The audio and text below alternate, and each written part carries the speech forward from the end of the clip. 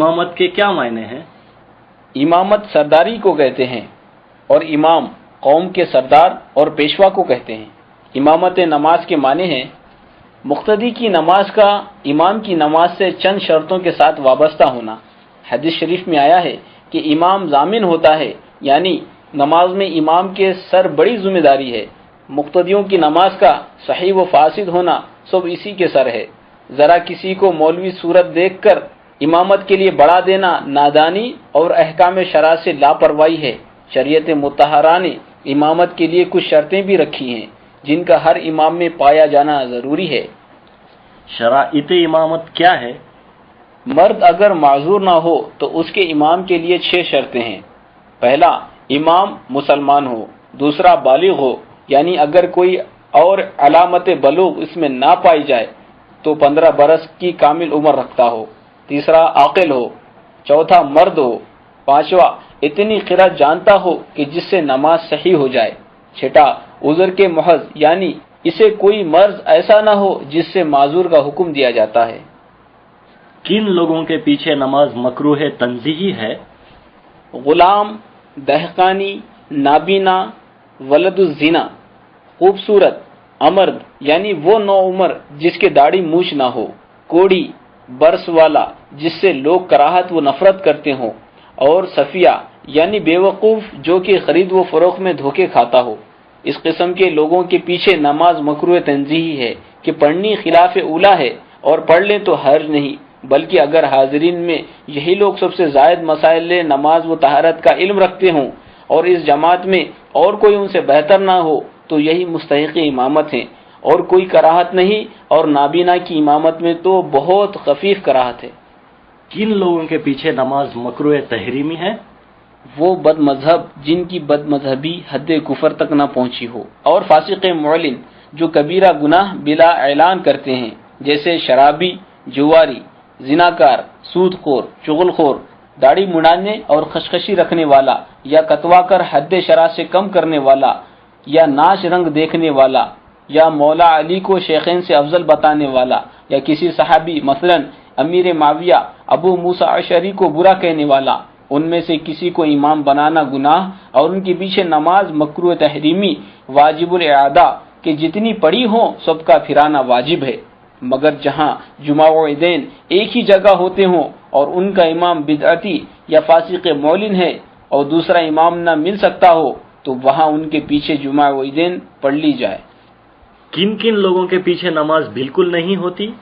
جو قرات غلط پڑھتا ہو، جس کے معنی فاسد ہو، یا وضو یا غسل صحیح نہ کرتا ہو، یا ضرورت دین سے کسی چیز کا منکر ہو، یعنی وہ بد مذہب جس کی بد مذہبی کفر کی حد تک پہنچ چکی ہو، اور وہ جو شفاعت یا دیدار الہی یا عذاب قبر یا کرامن کاتبین کا انکار کرتا ہے، ان کے پیچھے نماز باطل محض ہے کہ نہ ان کی نماز نماز ہے، نہ ان کے پیچھے نماز نماز ہے، حتیٰ کہ جمعہ و عیدین میں بھی ان کی اقتداء درست نہیں۔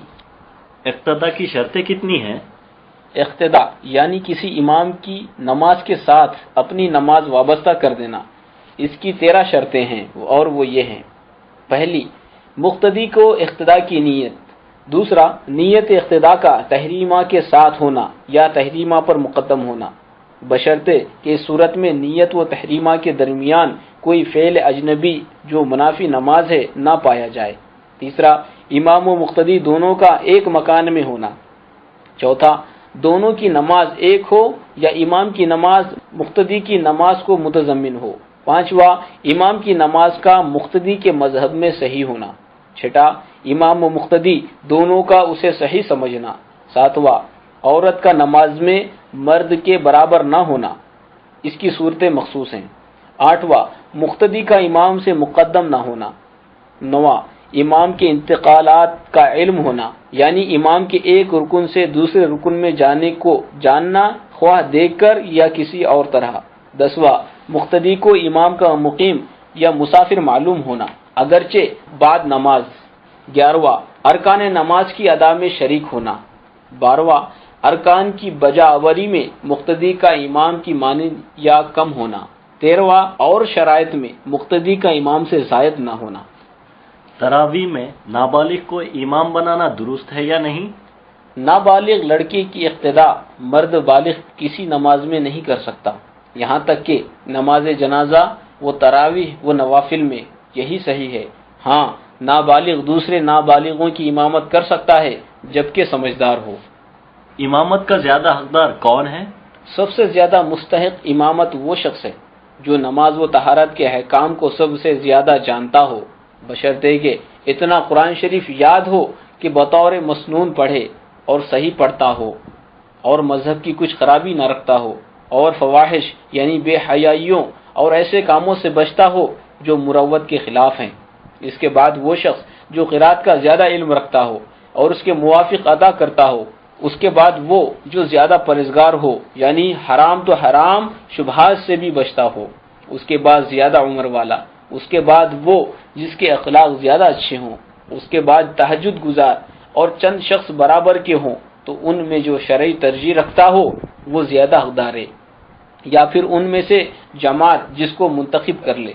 ہاں، اگر کسی جگہ امام معین ہو تو وہی امامت کا حقدار ہے، اگرچہ حاضرین میں کوئی اس سے زیادہ علم اور زیادہ تجوید والا ہو، یعنی جبکہ امام معین میں شرائط امامت پائی جاتی ہوں، ورنہ وہ امامت کا اہل ہی نہیں، بہتر ہونا درکنار۔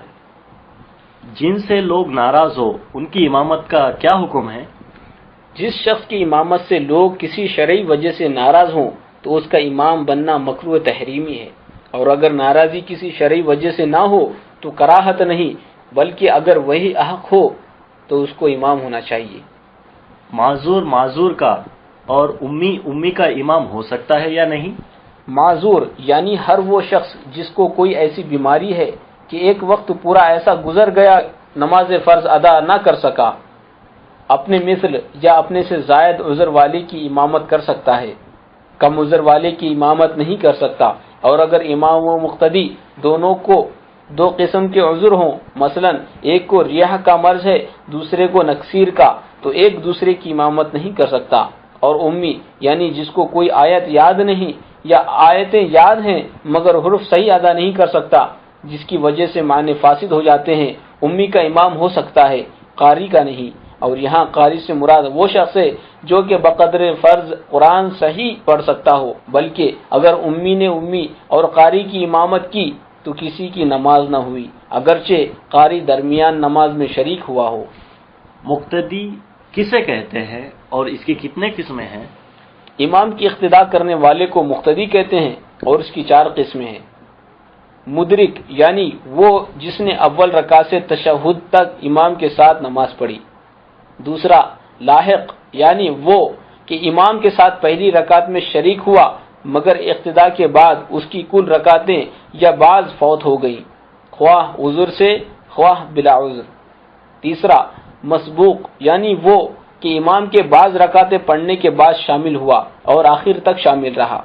چوتھا لاحق مسبوق یعنی وہ کہ جسے کچھ رکعتیں شروع کی، امام کے ساتھ نہ ملی، پھر شامل ہونے کے بعد لاحق ہو گیا۔